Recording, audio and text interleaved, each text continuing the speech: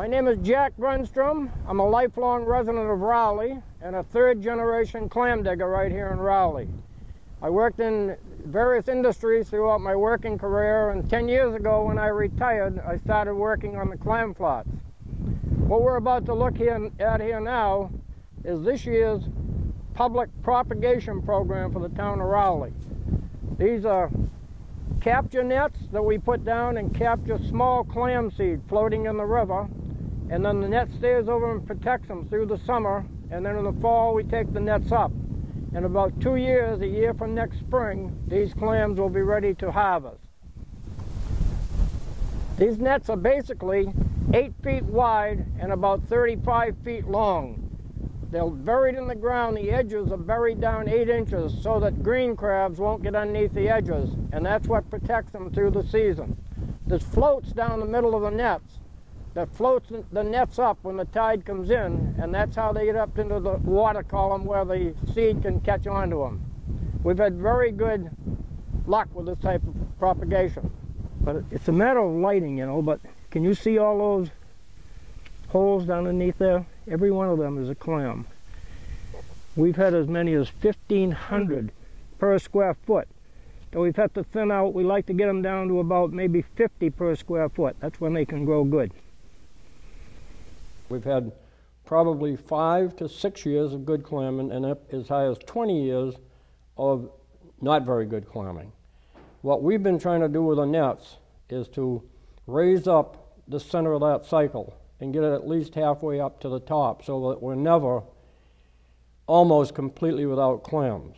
Right now, we're doing that very nicely. The biggest predators, of course, the first one is humans.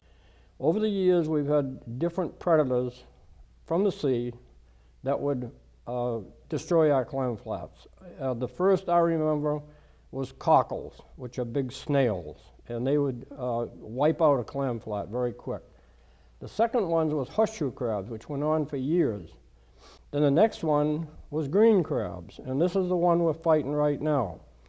The green crabs are perfect predators, and the more you kill, the more they raise. As long as there's food around, they will raise more and more young. So they're almost a perfect predator.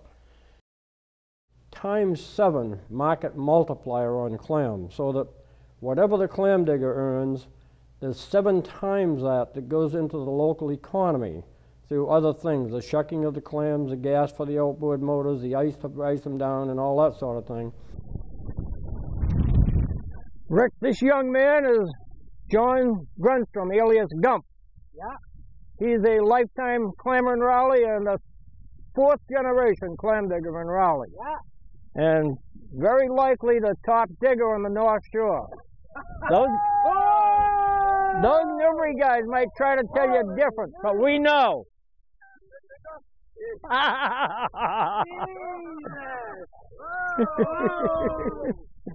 I knew that would get something going. Just tell them if the sun goes behind a cloud, all those guys on the other side of the line grow horns? No. You didn't tell them that? No, I didn't tell them that. I think it's not true. I have a friend that sends clams to Florida all winter long, especially during the winter, and because the northerners are down there. But most of them go as far as New York. But typically, the big market is in Boston. Many, many, many dealers come down from Nova Scotia and Maine and sell to the Boston market. And our local guys are always competing with them, and it always keeps the price way down on them. Wait a minute, stop again. Is that a state law that says the net's got to be off by a certain date? No, not even a town law, no. No. Because I was wondering if anybody ever checked into using like a photo-degradable or biodegradable net. Well, we're talking about this right now, and apparently you've got something right now that's degradable that you're using. Well, I know that there's stuff. Yeah. Well, here's the problem. Or biodegradable. Here's the problem, and they hit me with last night. This net we can reuse for about 10 years. Yeah.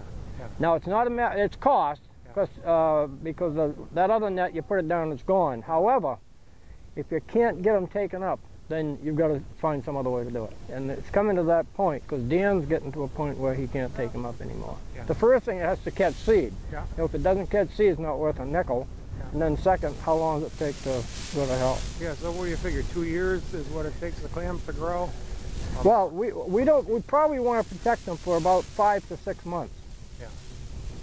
Now, Yeah, it'll still be there, probably, but it won't be, it's not something that could be picked up by an ice cake and hauled out to sea, you know, Right. it'll just be a mush, like. Yeah. That's what I think. So that's what we're hoping for. Yeah. There's a lot of products out there. Yeah. What about the mesh size? What about the hole size? Well, what we know works is an 1/8 by 1/4. We know that works, but other sizes may work too, you know. We used to throw onion bags down, and it worked fantastic. So what we didn't realize, we had to leave them there. I used to put nets down and then roll them one roll, and then roll them another roll. By the time we got to the third roll, all these are gone. You've got to leave them there for at least a season, you know. Yeah, I'll do a little research. I'll see if I